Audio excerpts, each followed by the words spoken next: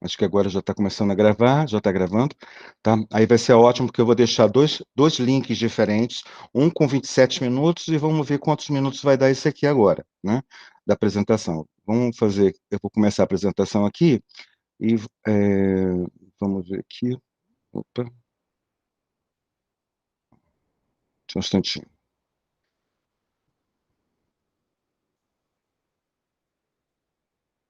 Tudo bem. Peraí. Deixa eu abrir aqui o PowerPoint. Tá. Agora, eu vou voltar para cá, começar a apresentação, eu vou escolher a janela do PowerPoint. Pronto. Beleza. Tá? Vocês estão enxergando a apresentação? Pode responder para mim, Isabela, por favor. Pode falar, pode abrir o áudio um instante. Estão enxergando a apresentação? Estamos sim, professor. Ah, legal. Então, olha só, gente. Esse módulo, tá? A gente já estudou os pré-socráticos, aquela parte toda no início da filosofia, estudamos aquela migração do mito, né, para a filosofia.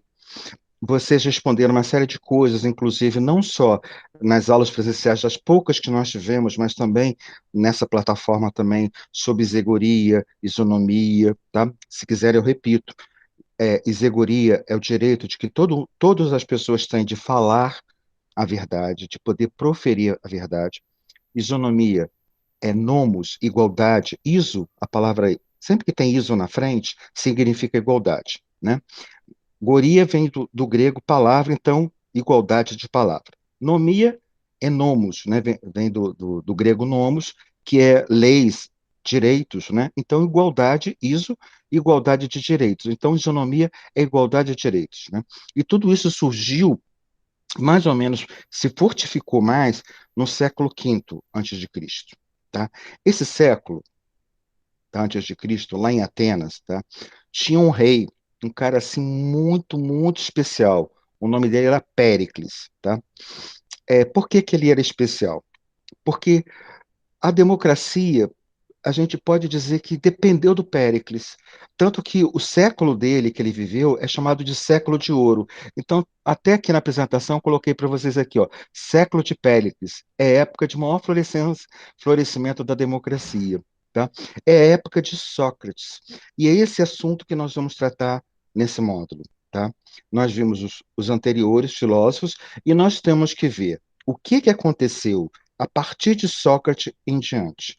O que que esse filósofo, essa pessoa trouxe que mudou a tal ponto que a gente diz que a filosofia anterior são os pré-socráticos, aqueles que queriam saber alguma coisa sobre a natureza, saber qual era a origem de todas as coisas, e aí, depois que surge Sócrates, muda tudo. É como se fosse assim, antes e depois de Cristo. Ele mais ou menos antes e depois de Sócrates, a filosofia teve uma mudança. Por quê?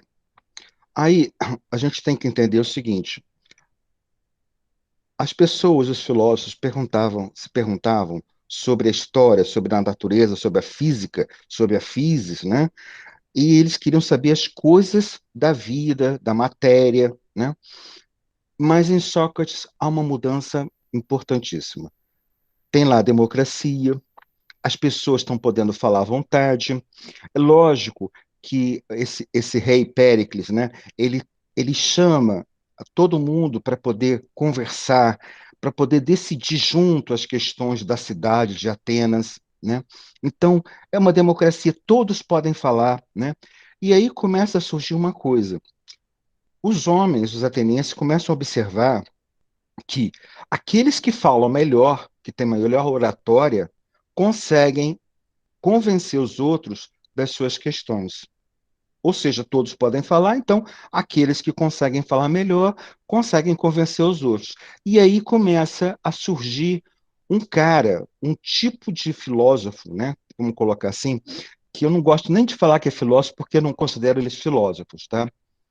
Apesar que a literatura chama, tá aqui, os sofistas, está aqui embaixo, que são os primeiros filósofos do período socrático. Quem são esses sofistas? São pessoas que é, educam, ajudam os outros a a descobrir como falar, como argumentar. É como um professor de filosofia, mas com o objetivo de ganhar. Ganhar sempre a causa. Parece a coisa de advogado, sabe? Um advogado não é assim, tem que ganhar a causa. Então, é como se eles fossem advogados, mas eles também são os primeiros professores. Só que eles não se preocupam com a verdade. Eles não estão nem aí se aquilo que eles estão buscando, se aquilo que eles estão mostrando vai ser bom para todos ou não. O importante é que seja bom para eles, tá? E é só isso que interessa para eles. E aí eles começam a disseminar essa forma de educar, né? E aí vem toda uma oposição, justamente de Sócrates, que foi, ele inaugura um capítulo novo na filosofia, que é o seguinte: olha, como é que a gente tinha filosofia, tinha uma democracia, e agora as pessoas começaram a ficar sediadas pelo poder, pelo interesse. O que é isso? O que está acontecendo? Então, ele começou a pensar que nós tínhamos que entender o homem, ou seja, estudar o homem. E aí nasce o que a gente chama de período antropológico. Que é esse período antropológico de Sócrates? Antropo significa homem, lógico, ologia significa estudo. Então, antropo, homem, logia, estudo, estudo do homem. Ou seja, a partir de Sócrates, a coisa mais importante não é mais a física, não é mais a natureza. Passa a ser o comportamento humano, passa a ser a ética, passa a ser essa o que está acontecendo com as pessoas que elas estão mudando e estão se vendendo para o poder, ou estão aprendendo a falar, a convencer os outros, e ao mesmo tempo que convencer os outros, esqueceram da filosofia, que é a busca pela verdade. Não interessa mais a verdade para os sofistas. O que interessa é ganhar. Eu vou passar aqui o slide e vou mostrar uma coisinha aqui, olha. Protágoras é um dos sofistas. Eu não sei se dá para ver se vocês estão enxergando aqui bem no meio. Opa, deixa eu voltar aqui um instantinho. Protágoras. Olha só o que Protágoras diz. O homem é a medida de todas as coisas. O que ele quis dizer? Ele relativizou a verdade. Ou seja, a verdade depende de mim. Então, se nesse momento uma coisa é importante, é boa para mim, então isso é verdade, isso está certo. Se no outro momento ela não é boa, então está errado. Ou seja, como dizem, né? Dois pesos e duas medidas, ou faca de dois gumes. Né? O que os sofistas estavam ensinando? Estavam ensinando não a busca pela verdade, a busca pelo conhecimento, mas a busca pelo poder, por convencer, por conseguir trazer o seu interesse. Né? Talvez vocês Licencinha, professor. A sim, tá. Júlia tá pedindo para voltar o slide, porque ela Ah, não tá bom. tirou print. Tá, peraí, Só um peraí. momentinho. Esse daqui, Júlia, Júlia. esse é o Sim, primeiro, obrigado. por nada. Pode fazer o print, então. Tá? Depois eu penso até em Pode colocar isso. passar. Pode passar? Tá bom. Então, esse daqui, tá? Esse slide aqui, tá? É sobre esse período, que nós podemos dizer assim, mas antropológico, que é o estudo do homem. Mas aí vocês podem se perguntar, eu também me perguntaria, mas espera aí, professor, quando a gente estuda o homem, quando estuda o comportamento, a gente está estudando também a psicologia, a sociologia? A sociologia não existia ainda, mas a psicologia, talvez, sim. Uma das coisas que Sócrates também inaugura também, nesse período antropológico, é o estudo da psique humana, do comportamento. Uma das coisas que ele diz é: conhece-te a ti mesmo. Antes de começar a estudar filosofia, a gente tem que reconhecer a nossa ignorância, a nossa falta de conhecimento, é, conhecer a si mesmo, conhecer quais são os seus desejos, para você não atrapalhar os seus desejos, tem que deixar de lado, porque se você quer buscar a verdade, você não pode atrapalhar com os seus desejos, né, a busca pela verdade. Senão, assim que você encontrar uma coisa que parece que te agrada, você vai dizer, ah, essa é a verdade. E aí Sócrates dizia, Primeiro, conhece-te a ti mesmo. Olha só, isso é um aprofundamento psicológico, né? Então, esse tipo de argumentação, tá? Sócrates, ele fala muito, ele influencia os alunos dele, né? E Sócrates, ele faz da seguinte forma o trabalho dele, tá? Como é que ele ensina? Primeiro, deixa eu falar uma coisa para vocês. Sócrates, ele tem uma origem humilde. O aluno dele, Platão, que é muito famoso, um filósofo, né, que a gente vai estudar também, ele tem uma origem nobre, né, mas Sócrates tem uma origem humilde. A mãe dele era parteira. O pai dele era artesão, artista, escultor, né? E, e ele foi soldado, né? Serviu o exército, né? Mas ele se aprimorou na filosofia e para ele era tudo na oratória. E aí como é que ele chegava e conduzia as pessoas à verdade? Ele chamava de diálogo. O diálogo entre duas pessoas, nós podemos chamar isso também de dialética. Dialética lembra diálogo, né? É exatamente isso. A dialética socrática.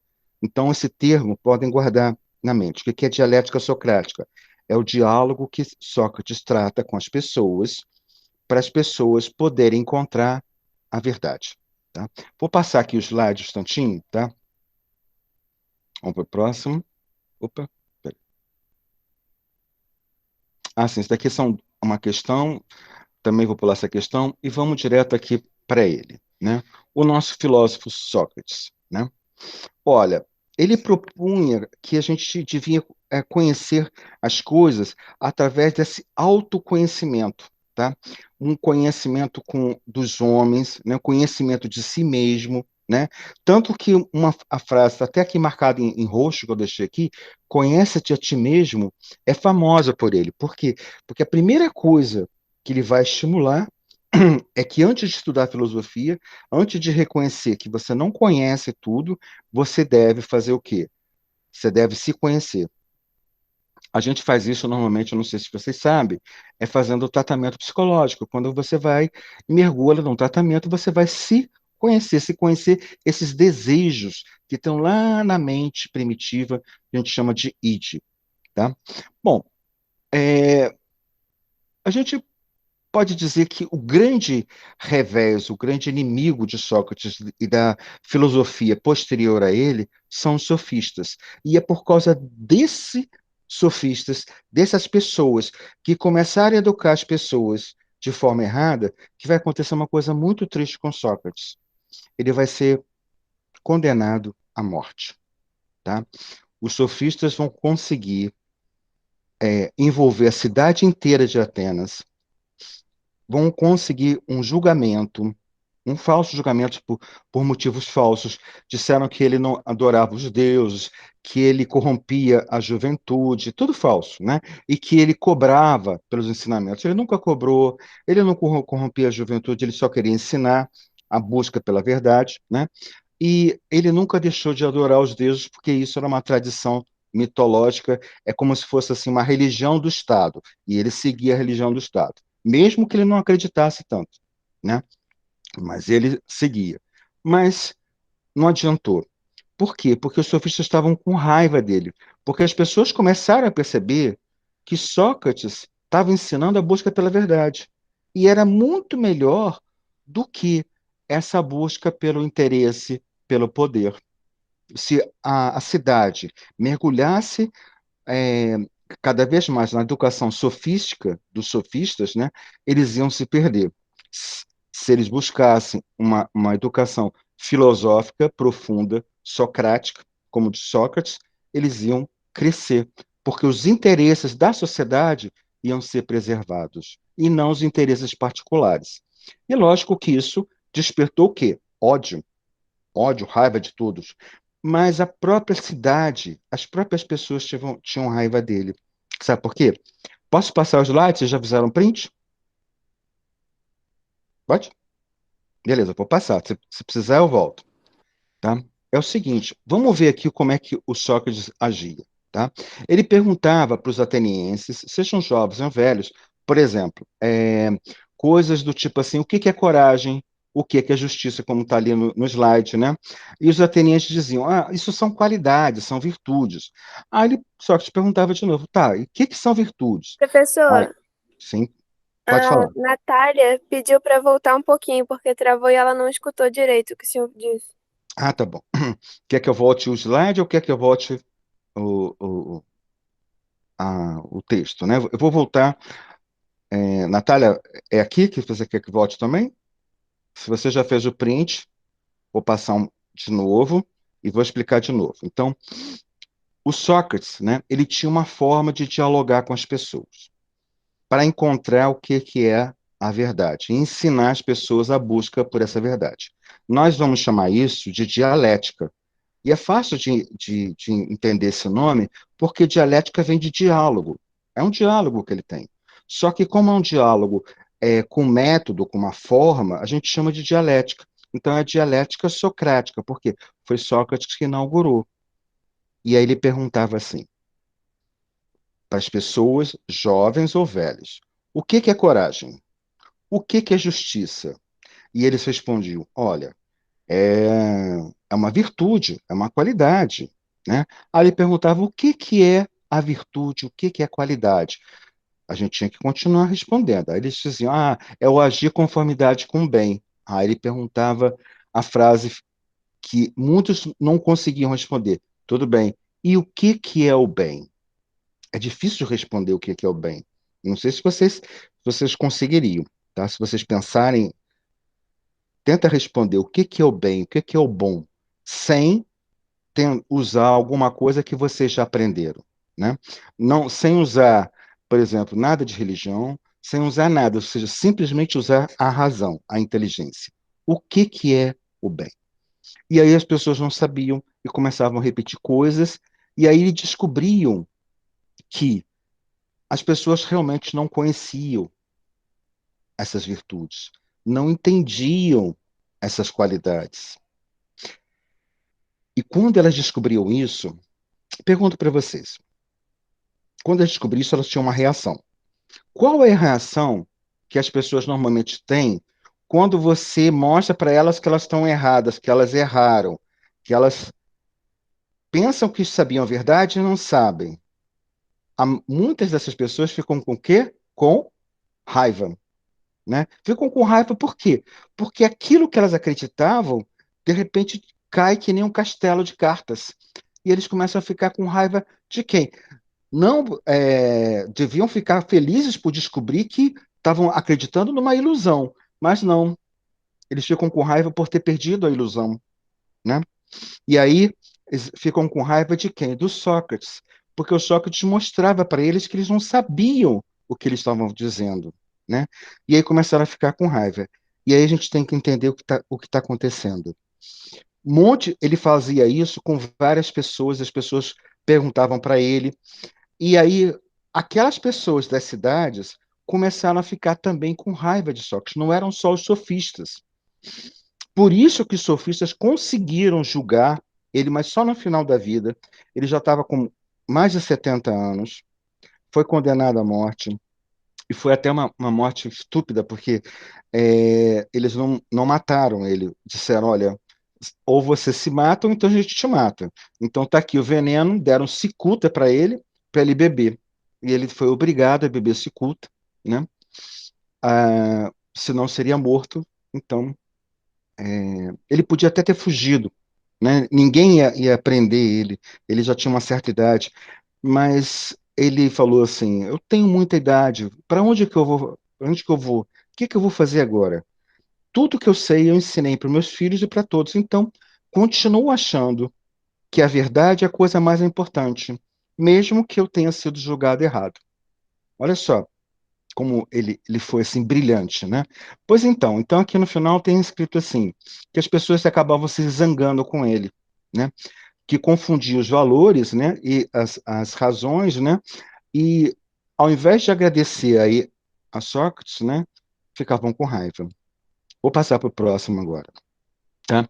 Bom, o que mais que a gente pode falar de Sócrates? Bom, tem uma outra frase famosa que eu só sei que nada sei, que é justamente o seguinte: os sofistas, eles sabiam tudo sempre. Os filósofos não.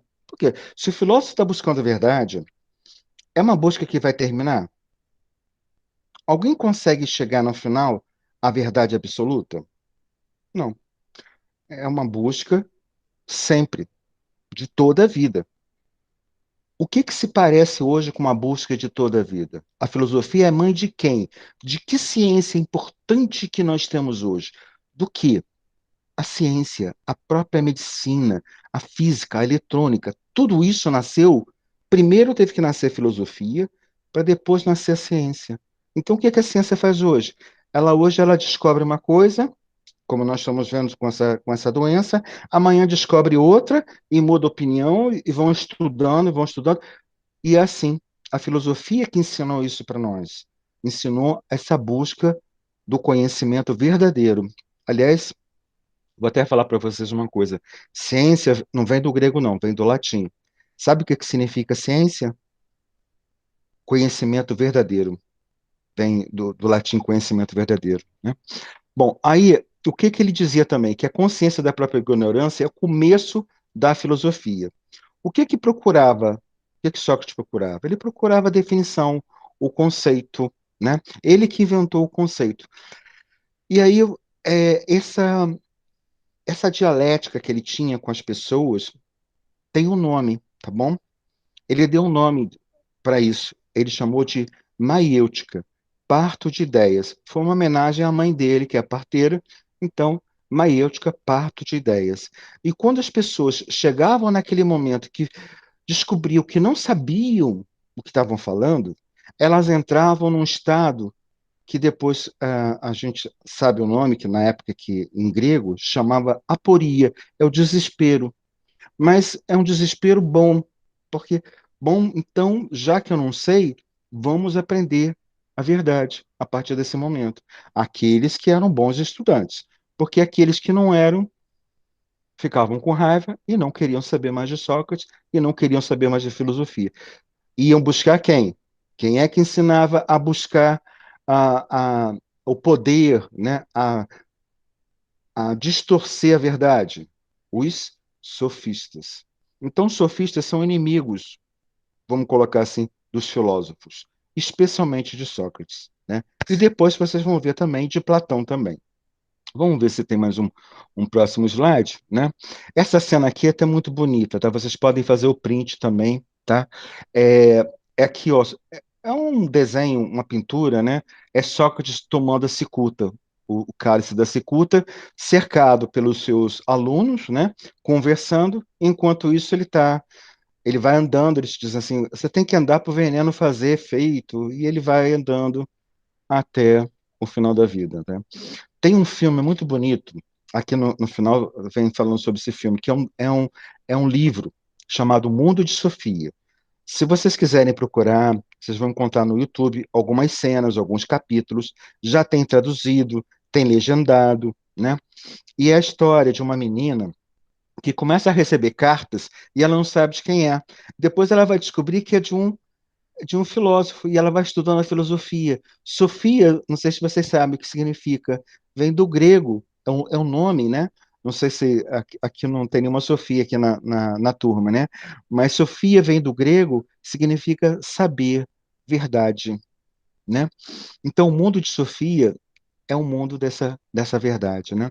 E ela faz esse diálogo e vai trocando, e tem todo um conjunto que mostra, inclusive, a apologia de Sócrates. O que é a apologia de Sócrates? É o momento do julgamento dele, do assassinato dele. Vamos colocar assim: ele foi assassinado, ele não foi condenado à morte, né? Os sofistas conseguiram convencer a cidade inteira de que ele estava errado, né?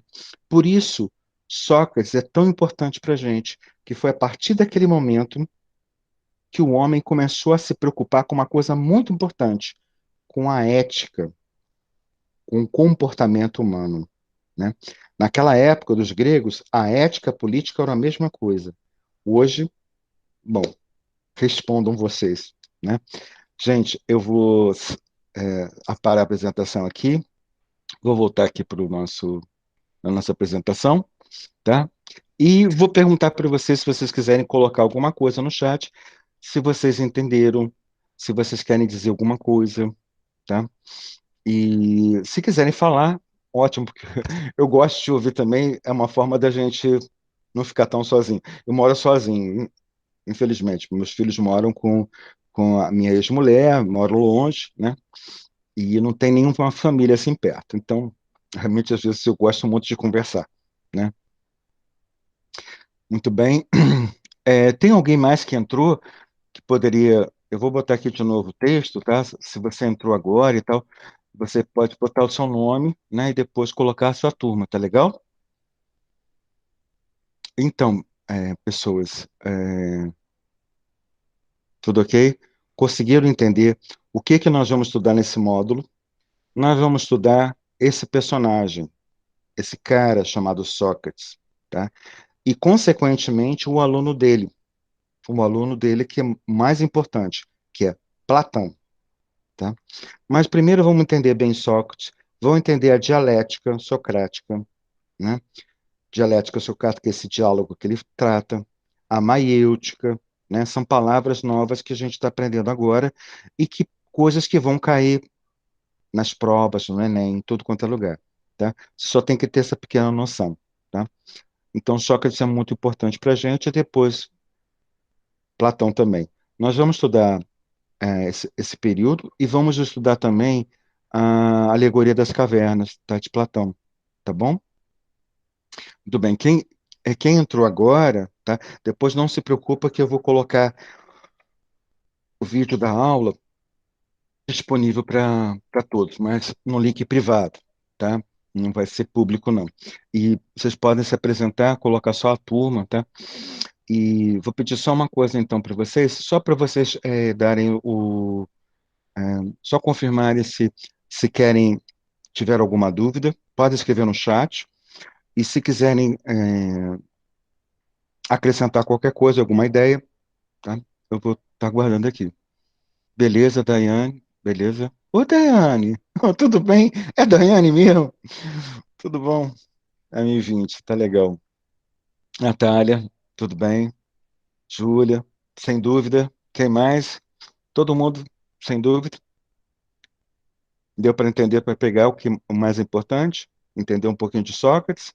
Não precisa vocês aprenderem tudo de uma só vez. A gente vai estudando com calma, tá bom?